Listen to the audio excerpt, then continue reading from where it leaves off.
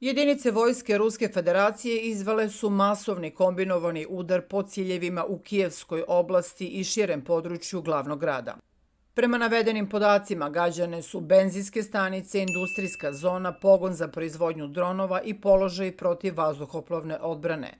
Posle udara u gradu su zabeleženi poremećaji u vodosnabdevanju i snabdevanju električnom energijom.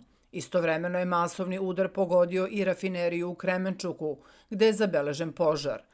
Ukrajinska strana je tokom dana lansirala više desetina bespilotnih letelica ka teritoriji Rusije. Protivvazduhoplovna odbrana dejstvovala je u nekoliko oblasti centralne Rusije, dok su aerodromi u Tatarstanu i Čeboksarima proglasili uzbunu Tepih. Ponovo je izvedeni napad dronovima na Donjeck i predgrađa. 3 osobe su poginule u napadu ukrajinskog drona na Rjazanj, saopštio gubernator Pavel Malkov. Dodao je da su oštećene 2 višespratne zgrade. Fragmenti drona su takođe pali na teren industrijskog preduzeća.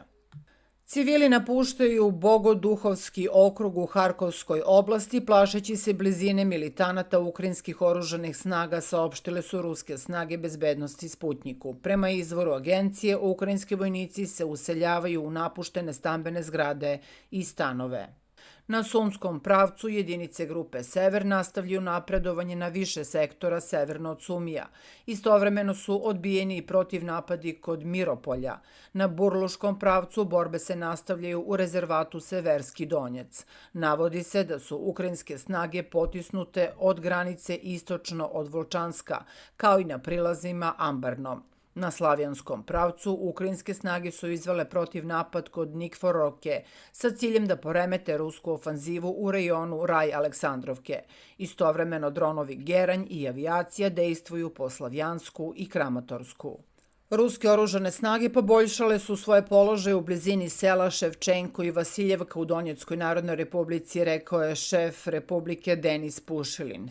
Ruske snage, nakon što su zauzele selo Čarivno u Zaporoškoj oblasti, probile su ukrajinsku odbranu kod Orehova, saopštilo je Ministarstvo odbrane. Konstantna vatrena moć protiv neprijateljskih položaja i puteva snabdevanja, kao i koordinisani rad jurišnih jedinica grupe Istok, omogućili su nam da probijemo odbranu ukrajinskih oružanih snaga i stvorimo uslove za dalje napredovanje ka Orehovu, navelo je ministarstvo.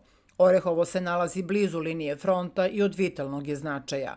Ukrajinske snage ga koriste kao privremenu bazu za svoje jedinice. Tu se nalaze i putevi snabdevanja ukrajinskih prednjih položaja. Rusija je vratila 205 vojnika iz ukrajinskog zarobljeništva, dok je istovremeno 205 ratnih zarobljenika oružanih snaga Ukrajine predato Kijevu, saopštilo je Ministarstvo odbrane.